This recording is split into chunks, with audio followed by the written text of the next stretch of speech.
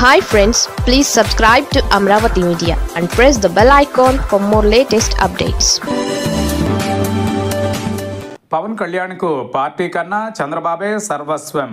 ఏపీలో కూటమిగా 3 పార్టీలు జట్టు కట్టడానికి పవన్ కళ్యాణ్ కీలక భూమిక పోషించిన మాట నిజమే కావచ్చు. అందుచేత ఆ పార్టీకి ఎన్ని అవమానాలు వరుసగా ఎదురవుతూనే ఉన్నప్పటికీ ఆయన సహిస్తూ ఉండిపోవాలా? క్షేత్రస్థాయిలో తెలుగుదేశం నాయకులతో కార్యకర్తలతో సయోధ్య కుదరక జనసేన నాయకులు కార్యకర్తలు చాలా ఇబ్బందులు పడుతున్నారు, అసంతృప్తికి గురవుతున్నారు. తమ అధినేత దృష్టికి తమ కష్టాలు తీసుకువెళుతున్నారు. అయితే వాటిని పవన్ కళ్యాణ్ ఏమాత్రం పట్టించుకోకపోతూ ఉండగా ప్రతిసారి చంద్రబాబునే వెనకేసుకుని వస్తున్నారు. తనకు డిప్యూటీ ముఖ్యమంత్రి పదవి పదిలంగా ఉంటే చాలు, పార్టీ కానీ కార్యకర్తలు కానీ ఏమైపోయినా పర్వాలేదు అన్నట్లుగానే ఆయన తీరు ఉన్నదని అనేక విమర్శలు వినిపిస్తూ ఉంటాయి. తెలుగుదేశం పార్టీపై జనసేన వారిలో ఎన్ని ఫిర్యాదులు ఉన్నప్పటికీ పవన్ ప్రతిసారి చంద్రబాబునే వెనకేసుకుని వస్తుంటారనే నమ్మకం వారికి ఏర్పడింది.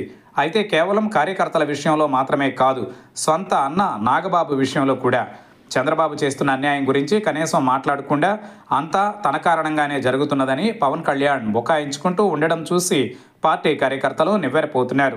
నిజానికి జనసేనతో కుదిరిన ఒప్పందాలలో భాగంగా జనసేన కోటాలో నాగబాబుకు రాజ్యసభ ఎంపీ పదవి ఇవ్వాల్సి ఉంది. కానీ ఆ అవకాశాలు దక్కినప్పుడు అన్నీ తమ పార్టీకే తీసుకుని మోడీని ప్రసన్నం చేసుకోవడానికి కొన్నింటిని దాఖలు పరిచిన చంద్రబాబు నాయుడు జనసేనను ఊరడించడానికి అన్నట్టుగా నాగబాబును మంత్రివర్గంలోకి తీసుకుంటున్నట్టుగా బహిరంగంగానే ప్రకటించారు. అందుకు జనసేన వారంతా కృతజ్ఞతలు చెప్పడం కూడా పూర్తయింది.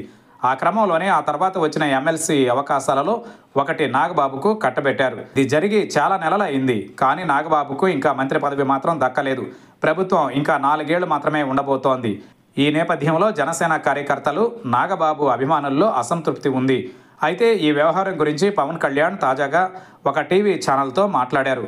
నాగబాబుకు ఇంకా పదవి రాలేదు కదా అని ప్రస్తావించినప్పుడు చంద్రబాబు ఆల్రెడీ మంత్రి పదవి ఇచ్చేశారని, మిగిలిన నిర్ణయాధికారం ఇంకా తన చేతిలోనే ఉన్నదని, తానే నిర్ణయం తీసుకోవాల్సి ఉన్నదని ఆయన అంటున్నారు. నాగబాబుకు చేస్తున్న ద్రోహంలో కూడా చంద్రబాబు మీద ఏగ వాలనివ్వకుండా చూసుకుంటున్నారని కార్యకర్తలు ఆశ్చర్యపోతున్నారు.